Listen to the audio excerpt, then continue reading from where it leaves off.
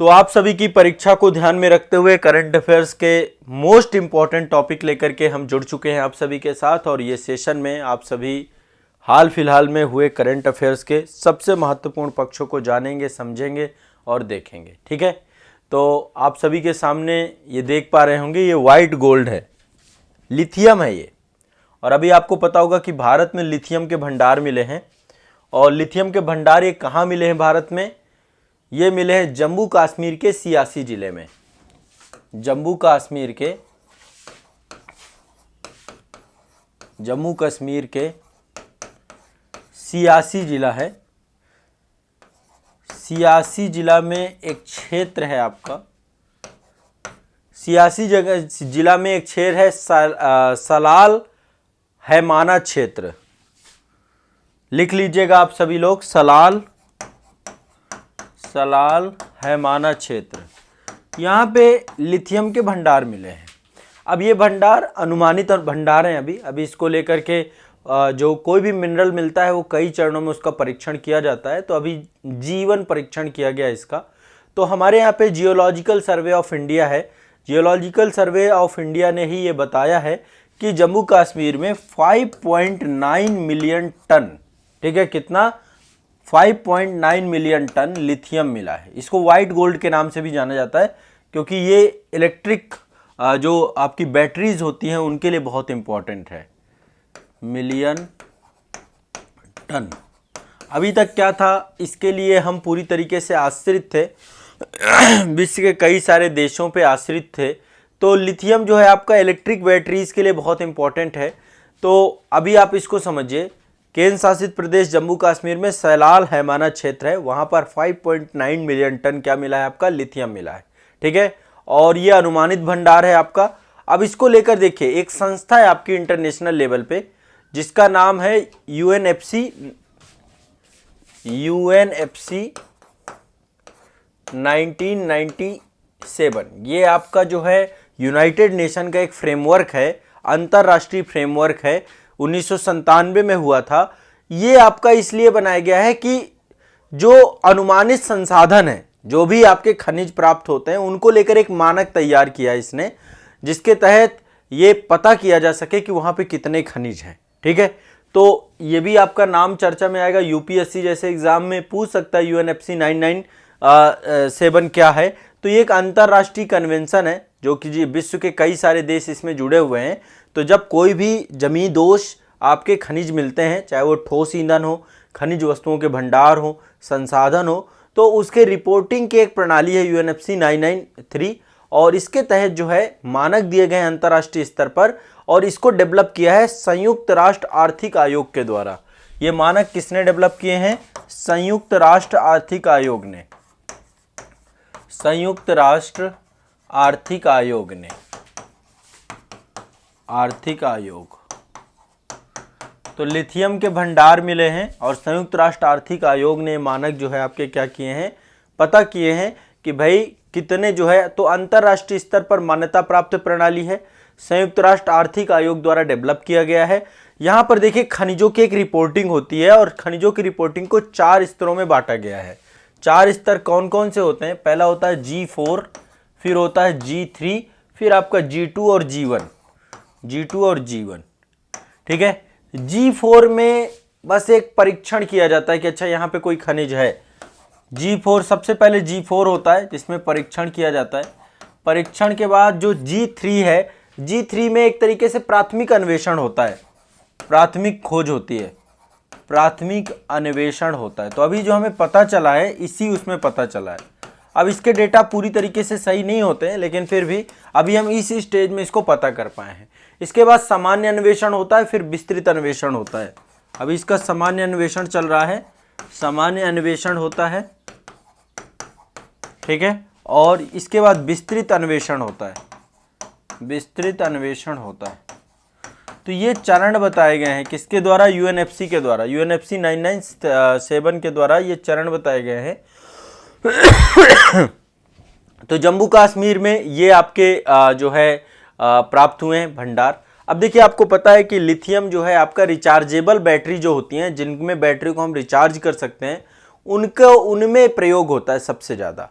और इसी कारण से इसको व्हाइट गोल्ड भी कहते हैं। क्या बोलते हैं? व्हाइट गोल्ड के नाम से जाना जाता है।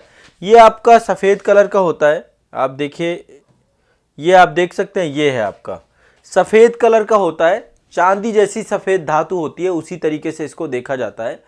तो ये आपका हार्ड रॉक में मिलता है और कई जगह पे ब्राइन पुलों में वाष्पीकरण द्वारा भी इसको निष्कर्षण किया जाता है। इसका उपयोग कहाँ कहाँ पे होता है इसका? जैसे लैपटॉप है, लैपटॉप की बैटरी में भी लिथियम का प्रयोग होता है। मोबाइल की बैटरी, जो आप मोबाइल देख रहे हैं, इसमें भी आपका लिथियम का प्रयोग होता है। अभी इलेक्ट्रिक व्हीकल इंडिया में चल रहे हैं, वहाँ पर भी जो बैटरी बन रही हैं उसमें भी लिथियम का बहुत ज़्यादा प्रयोग होता है।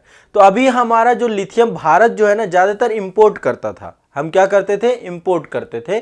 अभी देखिए, विश्व में लिथियम वाले जो देश हैं, सबसे ज़्यादा लिथियम पाया जाता है चिली में, फिर ऑस्ट्रेलिया में, और इसके बाद अर्जेंटीना में।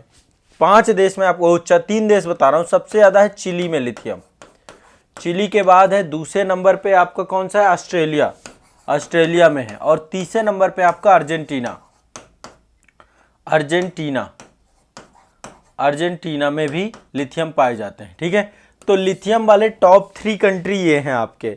लिथियम ट्रिकोड भी बोला जाता है। चिली, अर्जेंटीना और बोलेविया, ये सारे आपके दक्षिण अमेरिका वाले देश हैं। इन तीनों देशों में लिथियम के अपार भंडार पाए जाते हैं। इसको लिथियम त्रिकोण भी कहते हैं। ठीक है, चिली, अर्जेंटीना और बोलेविया, इन तीनों कंट्री को लिथियम त्रिकोण कहते हैं, क्योंकि यहाँ पे लिथियम के बहुत सारे भंडार पाए जाते हैं। ठीक है, भारत में देखो लिथियम के भंडार अभी तक जहां जहां मिले, एक तो कर्नाटक में लिथियम है, हमारे यहाँ पे मांडा जिला में लिथियम है, काफी ज्यादा पाए गए हैं। राजस्थान, बिहार और आंध्र प्रदेश, यहाँ पे मीका बेल्ट है, यहाँ पर भी पाए गए हैं।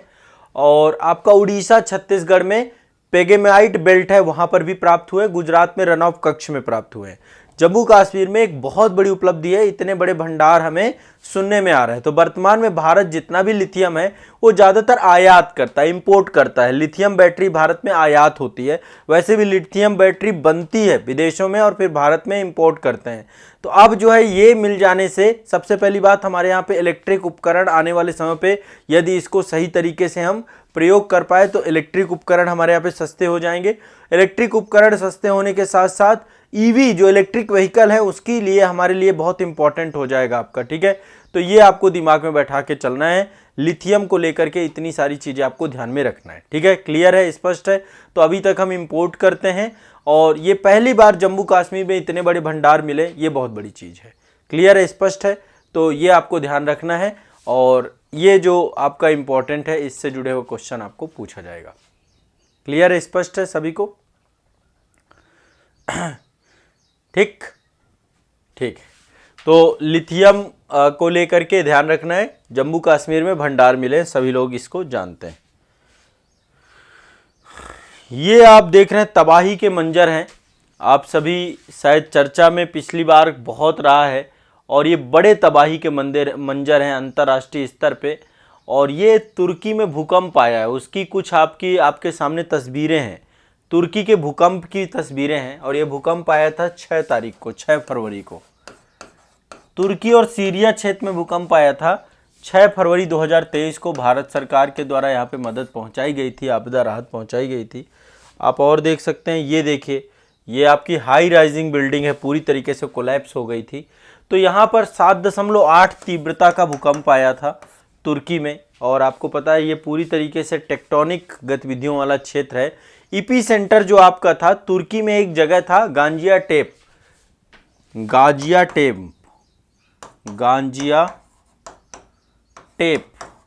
ये आपका ईपी सेंटर था। मतलब कि यहीं पर भूकंप आपका पहली बार जो है पृथ्वी में पहुंचा, मतलब उद्भव हुआ। तो गाजियाटेप शहर के पास जो है आपका यहाँ पे ईपी सेंटर था, और इसके कारण से जो है मतलब बड़े स्तर पे तुर्की और सीरिया, इन दोनों देशों में बड़े स्तर पे क्षति हुई है। आप ये तस्वीर से अनुमान लगा सकते हैं क्या हालत हुई होगी, है ना। पूरी का पूरा ये शहर आपका जो है ध्वस्त हो गया है, और ऐसे में लगभग 57,000 लोग, एक बड़ी त्रासदी के तौर पे लोग इसमें समाप्त हो गए तुर्की के भूकंप में। तो एक तो आपको ये याद ध्यान रखना है। अब इसमें भारत सरकार ने क्या किया, भारत सरकार ने एक अभियान चलाया था राहत और बचाव कार्य का, जिसका नाम था ऑपरेशन दोस्त। क्या नाम था? ऑपरेशन दोस्त। ऑपरेशन दोस्त हमने चलाया था और ऑपरेशन दोस्त के माध्यम से तुर्की के लिए बहुत सारी मदद हमने दी थी। ठीक है, बहुत सारी मदद दी थी। और इसमें भारत के द्वारा मलबे के नीचे जो लोग फंसे हुए थे, ये मलबा आप देख रहे हैं, बहुत सारे लोग इसके नीचे फंसे हुए थे, इसके लिए गरुड़ एरोस्पेस ड्रोन, एक ड्रोन हमने प्रयोग किया था। और डॉग स्क्वाड भी भारत से यहाँ से गया था, उसके द्वारा भी काम किया गया था। भारत ने राहत सामग्री भी यहाँ पर बड़े स्तर पर भेजी थी। और साथ ही हमारा जो आपदा राहत बल है, NDRF है, उसको भी यहाँ से भेजा था C-17 ग्लोब मास्टर विमान में। तो यहां से बड़े स्तर पे राहत और आपदा बचाव कार्य के लिए भारत के द्वारा काम किया गया है। ठीक है, ऑपरेशन दोस्त याद रखिएगा। और ये तुर्की में भूकंप जो है आपका 6 फरवरी को भूकंप आया है। ठीक है, और 6 फरवरी को ये भूकंप जो आया है ये 7.8 तीव्रता का था, जिससे तुर्की में 57,000 लोग तुर्की और सीरिया दोनों में खत्म हो गए। ठीक है, अच्छा, अब ये तो बात रही आपके जो है तुर्की की। भारत की हालत भी खराब थी। अभी देखो, एक ऑपरेशन गंगा मैंने बताया था, ऑपरेशन गंगा रसिया और यूक्रेन का दोनों से जुड़ा हुआ है। रसिया यूक्रेन में जो फंसे, यूक्रेन में फंसे भारतीय थे, उनको वहां से बाहर निकालने के लिए ऑपरेशन गंगा चलाया गया था। ठीक है, चलिए अभी मैं कुछ ऑपरेशन और बताऊंगा, इंपॉर्टेंट ऑपरेशन है। अभी सूडान के लिए ऑपरेशन कावेरी चलाया गया था, वो भी मैं बता दूंगा। ठीक है, तो ये आपका जोशीमठ है हमारा, ये उत्तराखंड का है और चमोली डिस्ट्रिक्ट पड़ता है आपका। चमोली में ही आपका ये जोशीमठ एक जगह है। जोशीमठ में आपको पता होगा जनवरी 2023 में इसरो ने एक रिपोर्ट दी थी और बताया था कि भाई भूधसाव हो रहा है, बहुत तेज़ी से ज़मीन नीचे धंस रही है। अब देखो, यहाँ पे इंफ्रास्ट्रक्चर वर्क चल रहे हैं, 4 धाम यात्राएं जो हैं उनको आसान बनाने के लिए, सहूलियत के लिए रेलवे मार्ग बिछाया जा रहा है, बड़े स्तर पे पहाड़ों के साथ छेड़छाड़ हो रही है, सड़कें बनाई जा रही हैं। तो निश्चित तौर पे लैंड जो है नीचे धंस रही है। और उसी का जो है परिणाम ये था कि जोशीमठ में लोगों के घर पूरे टूट गए, बड़ी संख्या में लोगों के घरों में दरारें आ गईं, जगह पूरी तरीके से घरों टूट, लोगों को विस्थापन करना पड़ा। ठीक है, तो जोशीमठ चमोली जिले का एक छोटा सा शहर है। ठीक है, और जोशीमठ में बड़े में लगभग 9 सेंटीमीटर का धंसाव उत्पन्न हुआ है। 9 सेंटीमीटर जमीन नीचे धंस चुकी है। ठीक है, और इसके कारण से पूरे घर द्वार सारी चीज़ें टूट चुकी है। इसरो ने इसको तैयार करने के लिए एक उपग्रह का प्रयोग किया था, जिसका नाम था कार्टोसैट 2S। एक उपग्रह का प्रयोग किया गया था जिसका नाम है कार्टोसैट 2S। कार्टोसैट 2S, इस उपग्रह का प्रयोग करके ये सारी की सारी तस्वीरें आपकी खींची गई थी और इससे जानकारी प्राप्त की गई थी कि जोशीमठ कितना धंसा है। ठीक है, तो ये भी ध्यान रखिएगा। और जोशीमठ के बारे में आपको और बता दूं, जोशीमठ क्या पूरा उत्तराखंड भूकंपीय जोन 4 में आता है। किस में आता है? भूकंपीय जोन 4 में। तो भूकंपीय जोन 4 आपका सबसे हाईएस्ट जो है भूकंपीय जोन है। ये तो लैंडस्लाइड है जो कि जो वहाँ पे गतिविधियाँ चल रही डेवलपमेंट की, उसके कारण से चीज़ें हुई हैं। तो ये भी ध्यान रखिएगा, जनवरी में ये घटना भी बहुत खतरनाक थी आपकी। अब चलिए, ये एक इम्पॉर्टेंट अगली न्यूज़ है। उत्तर भारत का पहला परमाणु संयंत्र बन रहा है। केंद्रीय विज्ञान और प्रौद्योगिकी मंत्री जितेंद्र सिंह जी के द्वारा घोषणा की गई है कि हरियाणा में एक छोटा सा गांव है जिसका नाम है गोरखपुर। देखो, एक तो गोरखपुर उत्तर प्रदेश का है, ये आपका हरियाणा का है गांव गोरखपुर। गोरखपुर, यहाँ पर क्या बनाया जा रहा है? यहाँ पर परमाणु विद्युत संयंत्र बनाया जा रहा है। क्या बनाया जा रहा है? परमाणु विद्युत संयंत्र बनाया जा रहा है। तो ये उत्तर भारत का पहला परमाणु विद्युत संयंत्र होगा। यहाँ पे लगभग 560 हेक्टेयर भूमि पर ये बन रहा है। 2800 मेगावाट बिजली यहाँ से पैदा की जाएगी। 2800 मेगावाट बिजली यहाँ से पैदा की जाएगी। ठीक है, तो उत्तर भारत का पहला न्यूक्लियर पावर प्लांट बनाया जा रहा है। कहाँ पे? हरियाणा के गोरखपुर में। गोरखपुर पावर प्लांट है आपका ये। ठीक है, तो ये ध्यान रखिएगा, इसको 2 चरणों में काम किया गया। इसका शिलान्यास वैसे 2014 में हो गया था। 2014 में इसका शिलान्यास किया गया था इस पावर प्लांट का। इसका पहला चरण 2025 में पूरा हो जाएगा। ठीक है, और 2028 में कंप्लीट हो जाएगा पूरी तरीके से। 2028 में पूरी तरीके से बन जाएगा आपका। तो केंद्रीय मंत्री हैं और उनके द्वारा बोला गया कि परमाणु ऊर्जा विभाग के द्वारा परमाणु ऊर्जा संयंत्र खोलने के लिए ये जो है पूरा तरीके से काम किया जा रहा है। और इसमें देखिए गोरखपुर हरियाणा अणु विद्युत योजना के तौर पे ये पूरा का पूरा आपका बनाया जा रहा है। तो यहाँ पे 2 यूनिट बनाई जाएंगी और लगभग 2800 मेगावाट जो है आपकी विद्युत क्षमता उत्पादन के लिए काम किया जाएगा। ठीक है, कहाँ पड़ता है ये? हरियाणा में फतेहाबाद जिला पड़ता है, वहां पर है गोरखपुर आपका, फतेहाबाद जिला में, फतेहाबाद जिला, वहां पर है गोरखपुर गांव, वहां पर बन रहा है आपका विद्युत संयंत्र। ठीक है, न्यूक्लियर एनर्जी को लेकर के। देखिए अभी तक दक्षिण भारत में ज्यादा हम केंद्रित थे, दक्षिण भारत में कुड़ाकुलम हो गया, महाराष्ट्र में हो गया, काफी ज्यादा यहीं पे बन रहे थे। अब उत्तर भारत में जो है परमाणु ऊर्जा संयंत्र बनाने की काम चल रहा है बहुत तेजी से। ठीक है, ये आप देख पा रहे होंगे। तो केंद्र का हरियाणा को सबसे बड़ा तोहफा ये परमाणु ऊर्जा संयंत्र। तो परमाणु ऊर्जा संयंत्र पहले देश के तमिलनाडु और आंध्र प्रदेश और दक्षिण भारतीय राज्यों में ही, महाराष्ट्र तक सीमित थे। अब केंद्र सरकार इनका विस्तार कर रही है उत्तर भारत में। ठीक है, तो जितेंद्र सिंह जी हैं केंद्रीय विज्ञान प्रौद्योगिकी राज्य मंत्री दिल्ली, इनके द्वारा ये पूरा का पूरा वक्तव्य दिया गया है। चलिए, तो एक तो ये ध्यान रखिएगा, इसके बारे में भी क्वेश्चन पूछा जा सकता है कि कहाँ बन सकता है। दूसरा देखिए, ये हमारा इसरो का रॉकेट है। ठीक है, सबसे बड़ा रॉकेट है, मार्क 3 है, GSLV मार्क 3। ठीक है, ये लॉन्च व्हीकल है, लॉन्च व्हीकल मार्क 3 है आपका, GSLV मार्क 3।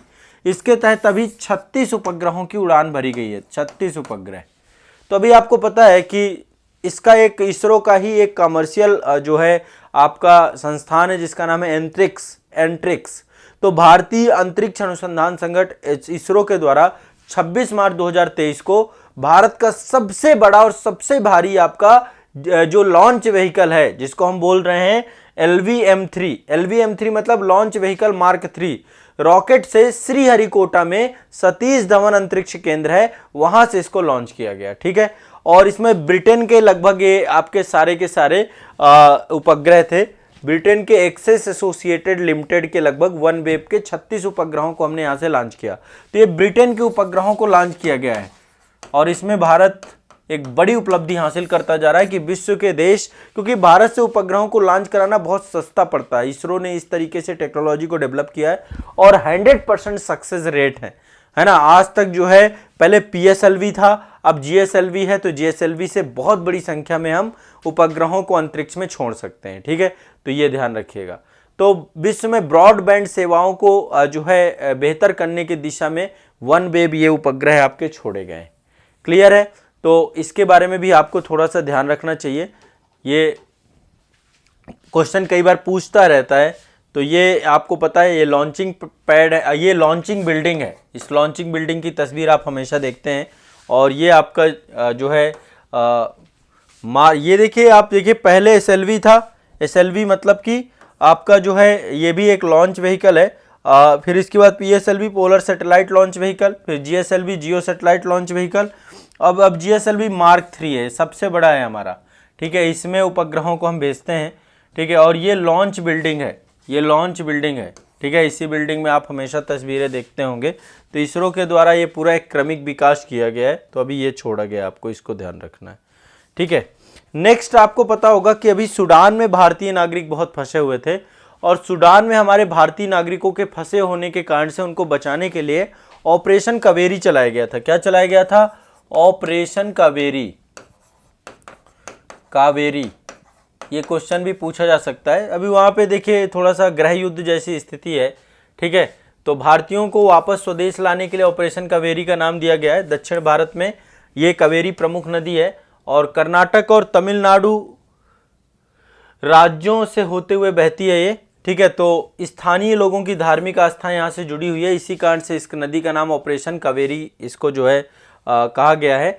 तो यहाँ पर ध्यान रखिएगा, यहाँ पर एक इसको कावेरी क्यों नाम दिया गया है, तो इसका जवाब भारत सरकार के एक वरिष्ठ अधिकारी कह रहे थे कि नदियाँ बिना किसी बाधा के अपनी मंजिल तक पहुँचती हैं और इसीलिए जो है यह ऑपरेशन नदियों के नाम पे रखा जाता है कि उनके बच्चों को घरों तक पहुंचाने की बात की, मतलब जो बच्चे हैं वो जो फंसे हुए नागरिक हैं उनको घर तक पहुंचाने की बात की जाती है।